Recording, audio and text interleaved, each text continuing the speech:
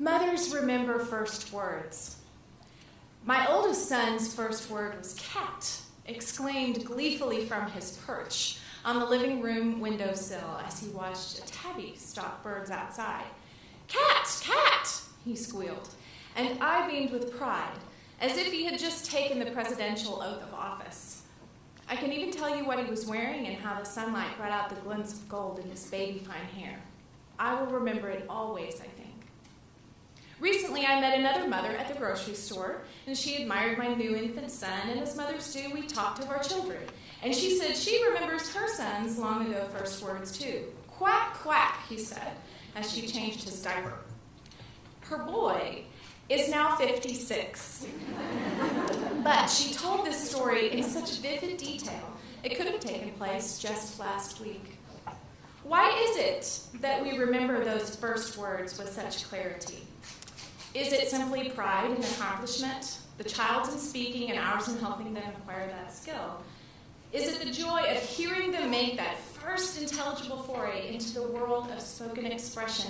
Or is it also the welcoming of a new level of connectedness with our children? A satisfaction of that yearning for the sense of being one as when we carried them inside us? For me, it is all of these. I want to know we're still we, that he's part of me and that I'm part of him. And even more, I want to know this little soul in detail, to wonder and marvel in his thoughts, his discoveries, his feelings, and words are part of that knowing. My son's words also let me hear what kind of mother I am and what kind of mother I am becoming. I hear how I am mothering in his voice. He once chirped as I struggled up the stairs, arms full of groceries. "You can do it, Mama, just keep trying." And when I allowed him one more cartoon on a lazy afternoon, he pronounced, "Thank you for making a good choice." Those phrases, once mine, have become his. And I'm proud he's made them his own. They give me a glimpse of his heart, beating strong with encouragement and love. Of course, he also learns other words from me, some not for polite society. When he suggests we speed up to get around to jackass, or he yells the unsanitized version of dagnabbit, I have only myself to blame. But when the obligatory twinge of mother guilt subsides, I try not to be too hard on myself. After all, I gave up coffee when I carried him, dairy when I breastfed him, and sleeping in for all eternity. Profanity remains my lone vice. And I cannot kick such a faithful friend. And more importantly, the occasional parroting of curse words is a small problem compared to voices I heard growing up.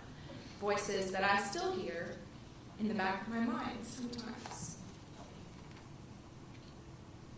These ghost voices are loud, strident, and terrifying. Words fly fast from faces red with rage, punctuated by hot drops of saliva, sliding sibilantly over clenched teeth. Fists close so hard they shake, and I hear, "If you, I'm going to," and I cower beneath an onslaught of accusations, recriminations, and predictions. "You never! You always!"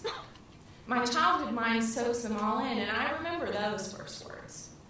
Now, years later, though the words are stripped of the rage and the red, they're still there, seductive like a snake, tempting me to fall.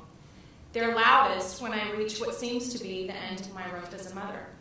And those words say to me that I never get it right, that I always mess things up, and they say that nurture is nature, and that I can never be the kind of mother I want to be or that my children deserve. And in the most heated moments of exasperation, when reason and 4-year-old caprice collide, those words rise like bubbling bile and rush up to growl and hiss and say to my son, "You always and you never." But I stop. I breathe. I count to 10 or 20, and the hot turns to cool, the tension to ease, The anger that seeks to wound and punish with words leaches slowly away, and it loses more vitality each time I conquer it. It becomes less as I become more. It becomes weak as I realize my own strength. That snake is just a snake, and the tree is just a tree. And I am simply me. Because now I hear another voice, a voice nurtured and nourished, nurturing and nourishing. This is the voice of calm and quiet, a gentle voice, a voice full of joy and the promise of laughter. And it is at once my own voice and that of my son. This is the voice that squealed cat on that sunny fall day, reminding me that I am doing many things well. It's the little voice that says, "You can do it, Mama, just keep trying. Thank you for making a good choice."